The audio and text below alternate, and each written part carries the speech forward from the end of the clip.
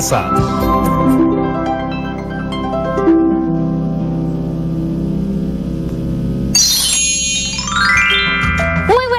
Chicas y chicos, ¿cómo se encuentran el día de hoy? Espero que estén súper bien. Yo soy Patricia Barreto y les doy la bienvenida una vez más a Aprendo en Casa, una iniciativa del Ministerio de Educación para seguir aprendiendo y descubriendo el mundo con nuevos aprendizajes desde sus hogares.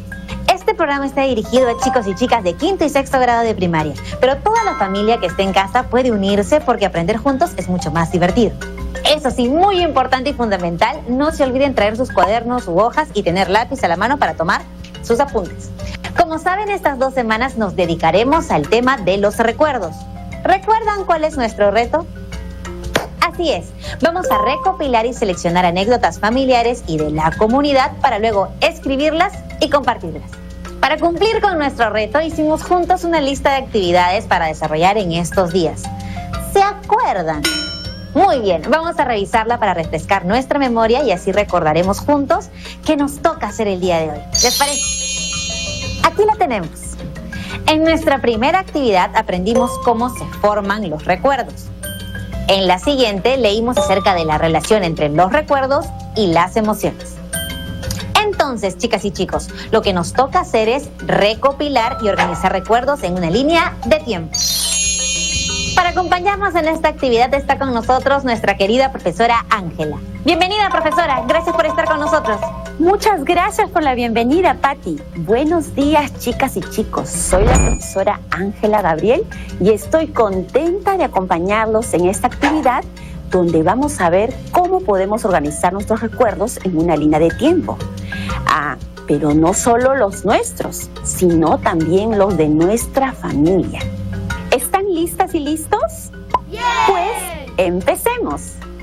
Como ya lo dijo Patricia, estas semanas en nuestros programas recordaremos momentos especiales de cuando éramos muy pequeños, que aunque no suelen ser muy precisos o exactos, nos generan emociones. Cuando vamos creciendo y somos mayores, nuestros recuerdos suelen ser más claros, porque, entre otros motivos, tenemos algunos medios que nos ayudan a recordar mejor, como son las fotos, videos, objetos que coleccionamos de algún viaje o momento especial que nos ha marcado. Incluso una canción, el sabor o el olor de una comida nos puede recordar un momento personal o familiar muy grato. Desde la matemática, los recuerdos están relacionados con el tiempo y su medida. Durante este programa nos enfrentaremos a 2 retos o desafíos que tienen que ver con eso. Uy, me encanta eso de los retos. Suena muy emocionante. Y lo es, Patricia. Vamos por el primer reto. Reto número 1. En este primer reto buscaremos registrar y organizar tanto nuestros recuerdos personales y o familiares como los colectivos. Es decir, aquellos que involucren a nuestra comunidad, región o país. Esto nos va a servir de material para nuestras próximas actividades. ¡Ay, qué genial! ¿Y cómo empezamos, profesora? Bueno, primero les plantearemos 2 preguntas. En un primer momento, estas preguntas estarán dirigidas a ustedes, pero luego deberán plantearlas también a sus familiares y registrar sus respuestas en su cuaderno u hojas. Muy bien. ¿Y cuáles son esas preguntas? Las preguntas son: ¿cuál es el primer recuerdo que te viene a la memoria y qué edad tenías en ese momento? ¿Qué otros recuerdos significativos a nivel personal, familiar o colectivo puedes evocar? ¿Y qué edad tenías en ese entonces? Para la primera pregunta, ¿cuál fue el primer recuerdo del que tienes memoria y qué edad tenían? Entrevistamos a algunas niñas, niños y adultos para averiguar. ¿Quieren saber sus respuestas? Sí, claro que sí. Escuchemos a Arturo. Mi primer recuerdo es cuando acompañaba a mi padre en la chacra. Me gustaba poner palitos o cañas secas en los canales de agua y me imaginaban que eran barcos. Debía tener unos 3 años, no lo recuerdo muy bien. Primero, comprar leche con mi mamá. Despertábamos muy temprano e íbamos al establo con una olla o envase. El establo estaba a unas 4 cuadras de la casa y ahí nos vendían la leche para el desayuno. Creo que tenía 3 años o un poco más. Yo recuerdo a mis papás juntando hojas secas de eucalipto para luego quemarlas. Hasta ahora puedo sentir el olor de las hojas quemándose. Debía tener unos 3 años aproximadamente. ¡Ah! ¡Qué impresionante lo diferentes que pueden ser nuestros recuerdos! Ajá. ¿A qué conclusiones podemos llegar, Pat? Ya sé, profesora. Tienen que ver con la edad en común de las personas que nos han contado sus recuerdos. Los primeros recuerdos se fijan aproximadamente a partir de los 3 años. Muy bien, Patti. Excelente conclusión. Ahora, tomando como ejemplo los recuerdos que hemos escuchado, los invito a pensar en el primer recuerdo que tengan en la memoria y apuntarlo en un papel. ¿Qué edad tenían cuando sucedió? Y para las chicas y los chicos que están en casa, les propongo algunas ideas para ayudarlos a recordar esos momentos. También te pueden servir a ti, Patti. Claro que sí.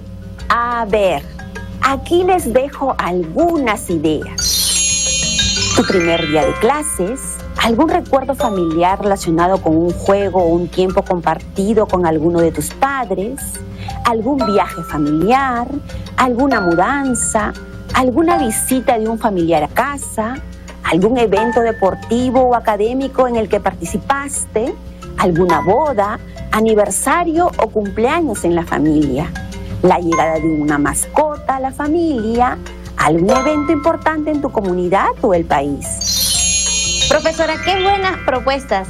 Ya tengo claros algunos recuerdos que quisiera compartir, pero ¿cómo podría presentar esta información? Una posibilidad es hacer una lista ordenada.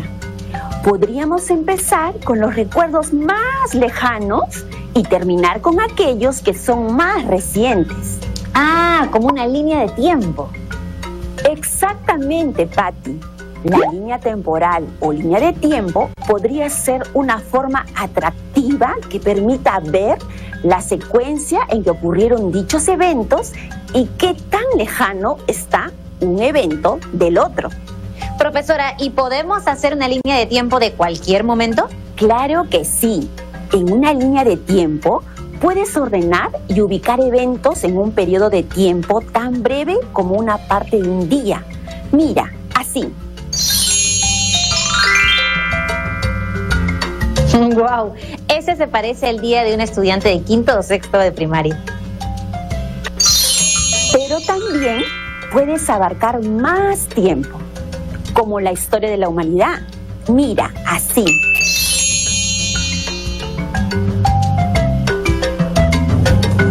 Tiene razón. Puede abarcar un tiempo tan extenso como la historia de toda la humanidad. Así es, Patti. Ahora, analicemos las características de las líneas de tiempo. Pueden incluir solo texto o también ilustraciones. Se considera, por lo general, solo el inicio y o el fin de un determinado evento. Presentan los eventos de forma ordenada. Consideran, en lo posible, no solo el orden, sino la distancia entre los eventos. Es decir, eventos más cercanos en el tiempo se representan también más cercanos en la gráfica. La línea de tiempo también puede ser usada como parte de una estrategia de resolución de problemas. ¿Estrategia de resolución? ¿Cómo así? Sí. Una línea de tiempo también es una buena herramienta gráfica que ayuda a calcular el tiempo entre dos momentos. Por ejemplo, entre la hora en que un estudiante se podría despertar, que es las 6:15 a.m., y la hora en que empieza Aprendo en Casa, que es 10:30 a.m. ¿Cuántas horas de diferencia hay? Profesora, se me ocurre que podemos calcular sumando 45 minutos para llegar a las 7 a.m. Luego se sumaría 1 hora, más 1 hora, más 1 hora, más 30 minutos, para llegar a las 10:30 a.m., la hora en que empieza Aprende en Casa. ¿Cuántas horas tendríamos? Tendríamos 4 horas enteras con 15 minutos. Así es, Patricia. Ese es el tiempo que transcurre entre uno y otro evento. Profesora, siempre he tenido la curiosidad de saber qué significan las siglas AM y PM. Es decir, sé que se distinguen las horas de la mañana y de la tarde, pero no sé exactamente qué significa. Es una muy buena pregunta, Patti. Todos sabemos que el día tiene 24 horas. Además de ello, el mediodía, es decir, las 12, que es la mitad de 24, representa el límite entre las horas de la mañana y de la tarde. Por eso, habrán notado que al mediodía el sol está justamente encima de nosotros. En ese punto, la hora se representa como 12M. La letra M es la abreviatura de meridiano, que es una palabra derivada del latín, que significa mediodía. A las horas previas al mediodía se les agrega la abreviatura AM, es decir, antes del mediodía, mientras que a las horas posteriores se les agrega la abreviatura PM, que significa pos o después del mediodía. Muchas gracias, profesora. Ahora me ha quedado mucho más claro. Entonces, por ejemplo, si queremos saber cuántas horas transcurren desde el inicio de Aprendo en Casa, que es en la mañana, es decir, AM, hasta la hora de almuerzo, que es después del mediodía, ¿cómo lo haríamos?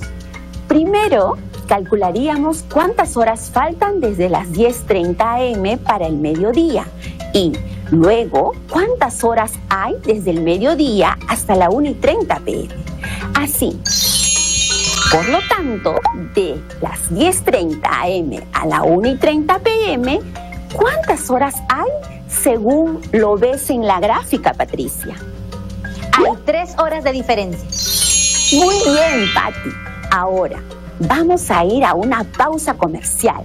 Van a presentar sus recuerdos usando todo lo que hemos aprendido de la línea de tiempo. Vamos, aprovecha el corte para apuntar tus recuerdos. Ahora volvemos.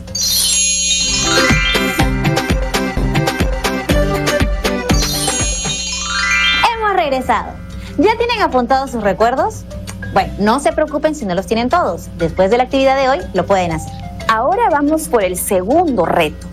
El reto 2 se trata de representar siglos, es decir, periodos de 100 años.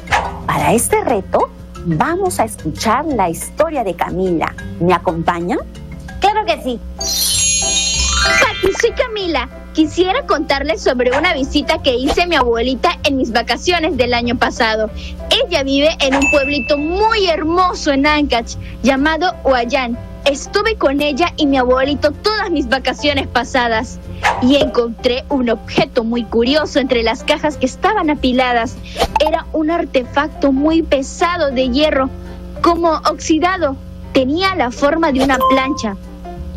La saqué de esa caja y le pregunté a mi abuelita sobre esa plancha tan rara y dónde estaba el enchufe. Mi abuelita me explicó que era una plancha que usaban en su casa hace más de 60 años.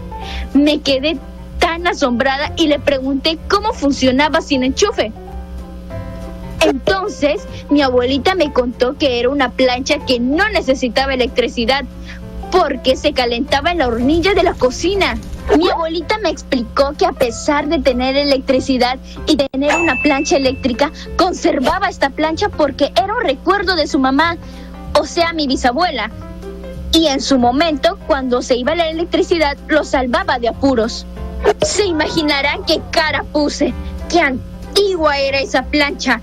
A lo que mi abuelita me dijo que no me sorprendiera tanto, porque tenía una más antigua aún.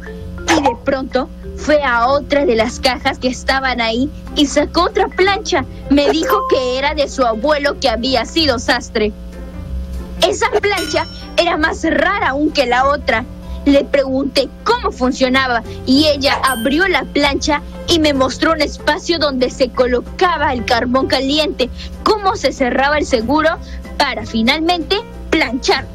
Quedé fascinada con esas 2 planchas antiguas, pero estaba intrigada sobre cuándo se modernizaron las planchas, cuándo se había inventado la plancha eléctrica, quién la inventó. Mi abuelita no estaba segura, así que le propuse buscar en internet para tener información exacta. Fui a la computadora y me puse a buscar, y ahí nos enteramos de que las planchas eléctricas se inventaron a finales del siglo... no sé cómo se dice.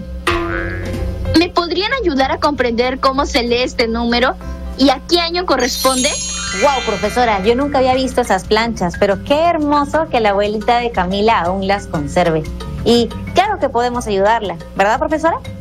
Claro que sí, Patti.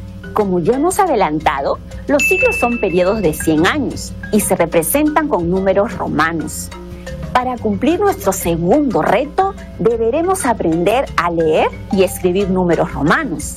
Para eso, basta con recordar algunas equivalencias y unos cuantos principios. Empecemos por las equivalencias. El símbolo I representa la unidad. El símbolo V representa 5 unidades y el símbolo X representa 10 unidades. Profesora, Arturo, que es súper fan de Aprendo en Casa, sabía lo que íbamos a aprender el día de hoy y nos mandó un mensaje porque quiere mostrarnos cómo se podría representar en números romanos del 1 al 4. ¿Lo vemos? 1 se representa así. 2 se representa así.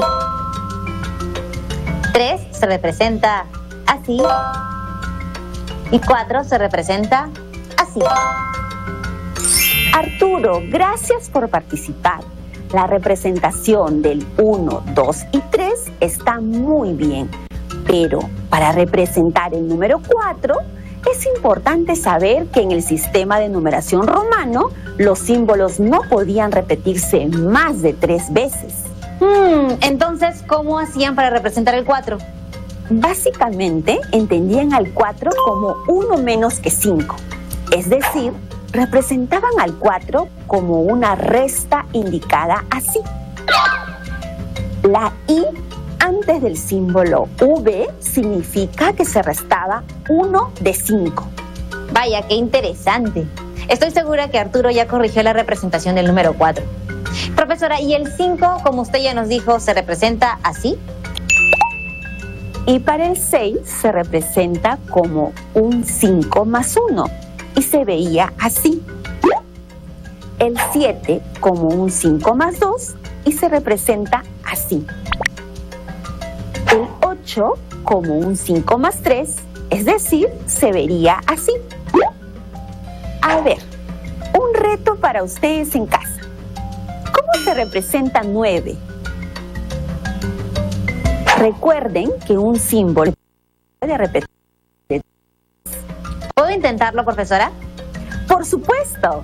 Como no puedo repetir un símbolo más de 3 veces, no puedo representar a 9 como un 5 más 4, pero sí lo puedo entender como un 10 menos 1. Entonces escribo el símbolo del 10, que es X, y como quiero mostrar que voy a quitar 1, pongo el 1 a la izquierda, así. Muy bien, Patti. Finalmente, el 10 se representa así. Ahora, analicemos cómo representaban los números 10, 20 y 30 hasta el 100. ¿Quieres intentarlo, Patti? Sí, profesora. Como usted ya nos dijo, para el 10 tenían el símbolo X. Para el 20 repetían 2 veces el símbolo 10 y se veía así, XX. Para el 30 repetían 3 veces el símbolo 10 y se veía así, XXX. Y para el 40 haríamos lo mismo que hicimos para el número 4, ¿verdad, profesora? Así es, Patti. Muy bien. Para el 40 podemos pensarlo como una resta, es decir, 50 menos 10. ¿Sabes cómo se representa 50? Sí, profesora. 50 se representa con una L. Entonces, 40 se vería así, XL. Muy bien, Patti. 50 se representa así, L. 60 como 50 más 10 y se vería así, LX.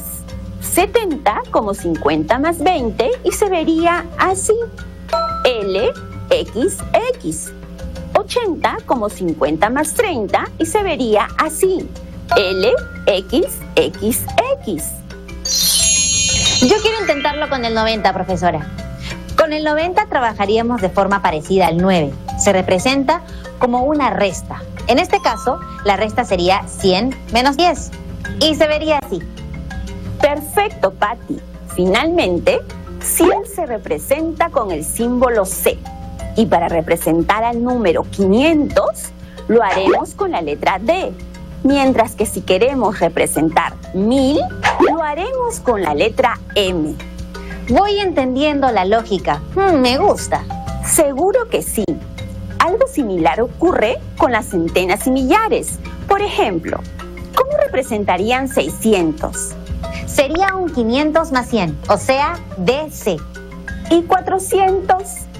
Ya sé, sería 500 menos 100, o sea, CD. Y para 900, como no se puede repetir un símbolo más de 3 veces, sería 1000 menos 100. O sea, se vería así, CM. Excelente, Patricia. Creo que estamos más que listos para ayudar a Camila a leer en qué siglo se inventó la plancha eléctrica.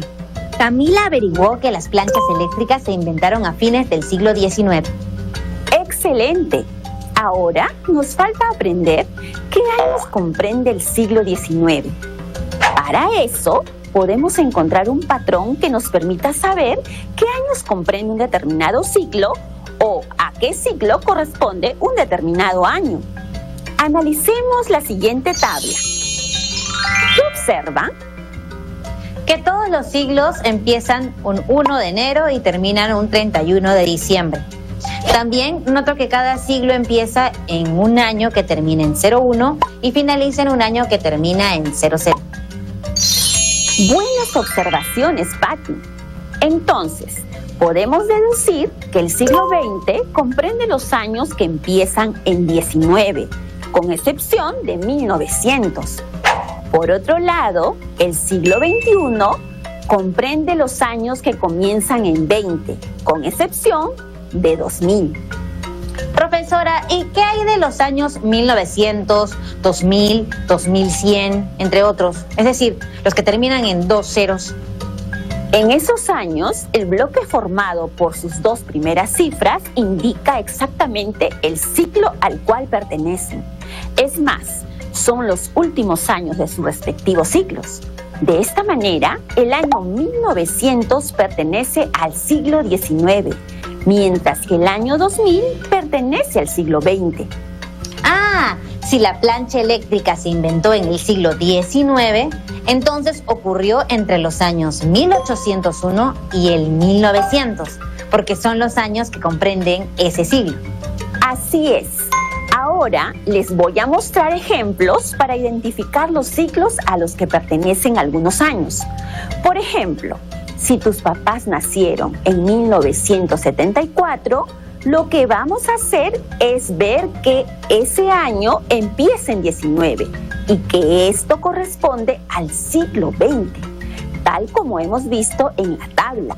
Es decir, nos fijamos en el bloque formado por las 2 primeras cifras, que es 19, y le aumentamos 1. A ver si entendí, profesora. Por ejemplo, algunos chicos y chicas que nos ven nacieron seguramente en los años 2008 o 2009. Como vemos que estos años empiezan en 20, le sumamos 1.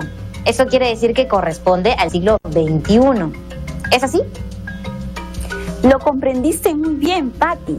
Ahora, practiquemos un poco más esto de los siglos. Cristóbal Colón llegó a América en el año 1492. ¿A qué siglo corresponde? 1492 corresponde al siglo XV. Lo que hice fue coger los 2 primeros dígitos del año, en este caso 14, y le sumé 1. Con números romanos se escribe así. Hemos aprendido a leer y escribir números romanos y a determinar a qué siglo corresponde un determinado año. Eso quiere decir que hemos superado el reto 2. También nos hemos dado cuenta de que dividir la historia por ciclos es una buena forma de organizar y darle estructura al paso del tiempo. Claro, cada siglo trae nuevos inventos, conflictos, quizás corrientes artísticas que de cierto modo definen la sociedad y permiten entender las formas de pensar de aquellas épocas. Profesora, y viendo los años, hay fechas que tienen las abreviaturas AC o DC al final. Y estoy segura de que los chicos en casa quisieran saber más sobre ellas. ¿Nos explica, por favor? Por supuesto, Patty. ¿Recuerdan lo que vimos sobre las horas con la terminación AM y PM? Pues es algo parecido. Así como durante un día, el mediodía, es considerado un punto medio de referencia. A pesar de las diversas religiones que se profesan sobre la tierra, en la gran mayoría de países se considera el nacimiento de Jesús, o también llamado Cristo, como un antes y un después en la historia. Claro, se considera un acontecimiento tan importante que divide la historia en un antes de esa fecha y después de esa fecha. Así es, Patti. Estrictamente estamos en el año 2020 DC. Eso quiere decir 2020 años contados a partir del nacimiento de Cristo. Otros sucesos, en cambio, se dieron antes de su nacimiento, por lo que se le añade la expresión AC para indicarlo. Por ejemplo, la cultura chavín tuvo lugar entre los años 1200 AC a 400 AC. Para calcular, por ejemplo, cuántos años transcurrieron desde el surgimiento de esta cultura hasta la actualidad, podemos nuevamente hacer uso de una línea de tiempo. Así, los 1200 años antes de Cristo, AC, se suman a los 2020 después de Cristo, DC, para dar un total de 3220 años. Es decir, hace casi 3220 años surgió esta cultura en nuestro país. ¡Wow, profesora! Ahora todos sabemos más sobre el tiempo y su medida. Bueno, ha sido un gusto acompañarlos hoy. Espero que hayan aprendido mucho, tomado apuntes, y conmigo será en una siguiente oportunidad. Muchas gracias por acompañarnos, profesora. Hasta pronto. Bueno, chicos y chicas, a lo largo de este programa nos hemos enfrentado a dos retos muy importantes relacionados con el tiempo y su medida. Primero, hemos usado esquemas como la línea de tiempo para ordenar y ubicar nuestros recuerdos más significativos en periodos de un año. Segundo, hemos aprendido a usar números romanos para describir los siglos y definir a qué siglo corresponde un determinado año. Además, hemos aprendido algunos aspectos que tal vez no teníamos claro acerca del tiempo, como las abreviaturas AM, PM, AC y DC. Para terminar, les proponemos que hagan algunos de los retos que hemos desarrollado aquí. Pueden ser los que resulten más interesantes o los que su profesor o profesora les proponga. Si desean profundizar o poner en práctica lo aprendido, no se olviden de revisar los cuadernos de trabajo de quinto grado en la página 79 y 80 y de sexto grado en las páginas 118. Sigan cuidándose mucho, ¿sí? Nos vemos en el siguiente programa. ¡Chao!